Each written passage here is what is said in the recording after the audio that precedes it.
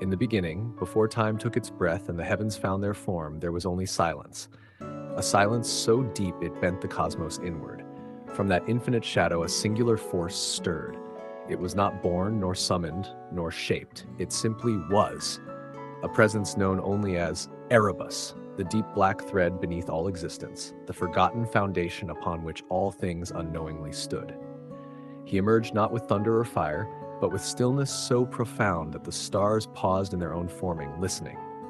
From this stillness, Erobus opened his hand, not in wrath or conquest, but in a gesture of nurture, a father's hand, trembling not from weakness, but from the overwhelming weight of love.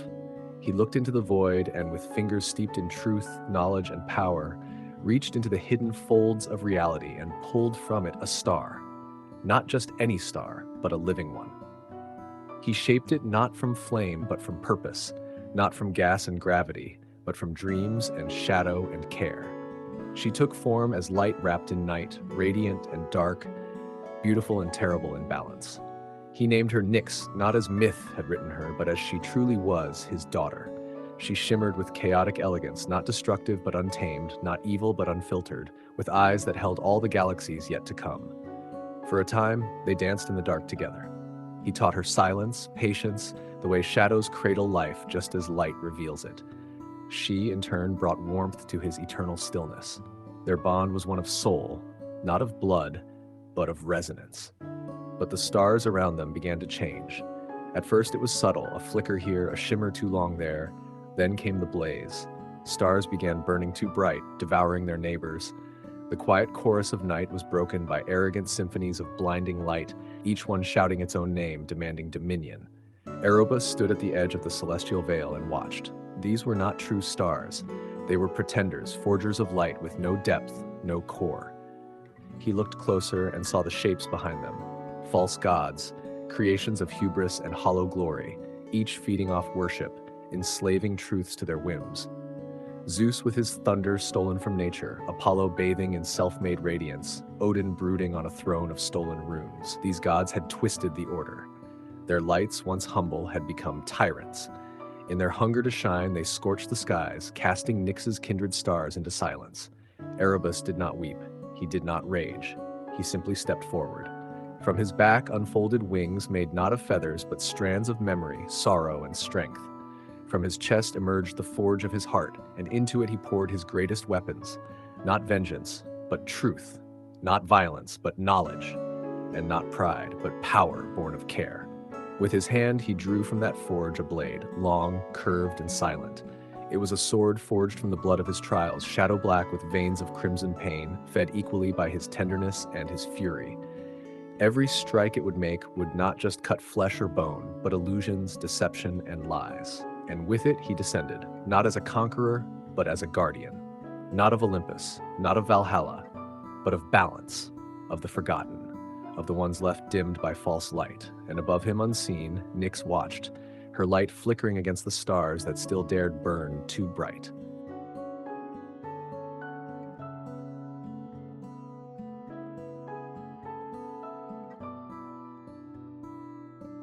Under a sky torn between epochs, the gates of Olympus groaned open, not from siege, but from reckoning. From shadow stepped Erobus, the ancient dark given form, not as a monster, but as a father. Cloaked in silence, draped in starlit sorrow and shadowed truth, he carried no crown, only a great blade, the blade of becoming. It was not forged by flame or hammer, but from the weight of ages, sharpened on the whetstone of pain, loss, care, and unyielding love. It bled black, veined faintly in red, the color of sacrifice. It pulsed with truth, it gleamed with knowledge, it surged with power. But deeper than any of these was its true strength, nurture, the quiet force that shapes stars. Guardianship, the patient hand that holds the cosmos steady, and it would be enough. From Olympus' highest throne came Zeus, thundering in radiant arrogance. Lightning wreathed him. His voice split the clouds. Erobus, you are forgotten, a relic. Go back to shadow. Erobus didn't answer. He walked forward through the storm. The first bolt struck his chest and vanished. Not deflected, not absorbed, undone. The lie of supremacy melted in the presence of a truth too ancient for gods. One step, one swing. The blade of becoming cleaved the sky itself and caught Zeus in mid-decree, cutting through the false righteousness of a king who ruled through fear. Zeus fell from Olympus like a collapsing pillar of ego, thunder silenced by purpose.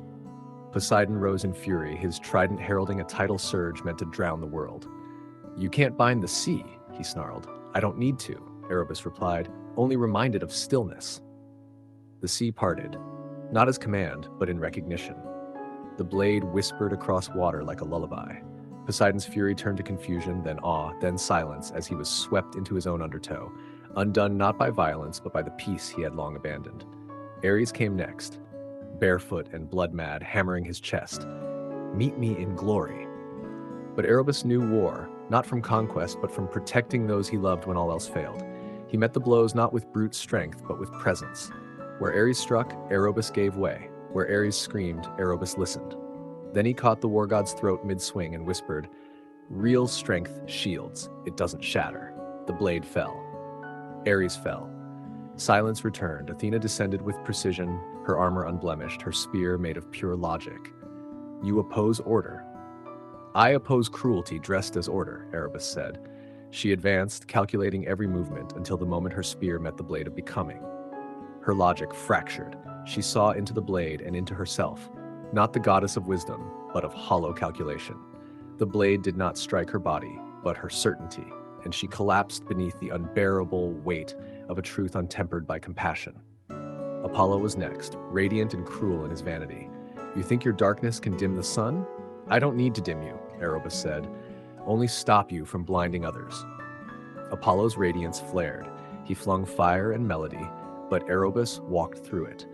The blade sang, not in opposition, but in harmony, twisted back on itself. Apollo tried to sing louder, but the blade struck one note so pure it severed illusion. Apollo's light cracked into humility. He scattered like dawn before an honest night. Then came Odin, drifting through a breach in the veil between realms, eye gleaming with prophecy, runes swirling. "You have become what you swore to protect against," he said, "the final darkness." "I am not the end," Erobus said. "I am the father of beginnings." Gungnir flew. Erobus caught it midair and broke it between his fingers. The blade of becoming pulsed with ancient knowing. Odin whispered a dozen futures, but none could withstand the truth. "You mistook control for destiny," Erobus said as the blade passed through him like nightfall, ending the era of foresight without wisdom. Thor landed hard, sparks and fury in hand, swinging Mjolnir like divine wrath. Erobus did not dodge. He caught the hammer mid-arc with his free hand, gritting against its weight, and held it still. "You were made to protect," Erobus said, "but you learned to destroy instead." The blade moved, the storm died, and Thor was gone. Then came Loki, last and laughing, shifting forms, a mirror of every god, every lie. "Surely you of all beings understand masks," he said. "Aren't you one?" Erobus stepped forward and said nothing. The blade hovered an inch from Loki's throat, but didn't strike. Instead, Erobus opened his hand and revealed a single star, a memory, Nyx's light, the beauty of night, not emptiness, but space to breathe, space to dream. Loki flinched. In the presence of a truth so gentle it didn't need armor, his endless lies folded inward. "You're not darkness," Loki said, voice trembling. "I'm the shadow that gives light its shape," Erobus answered. Loki vanished, not destroyed, but disarmed. With the gods fallen, Olympus groaned beneath its own weight, the thrones crumbled, the banners burned. Erobus walked alone across the ruined hall, and far above, beyond the sky, a single star blinked, once, twice, then shone. Nyx, she saw him, and he saw her, not just as the future, but as the purpose behind everything. The blade lowered, the battle was over, and the night finally breathed.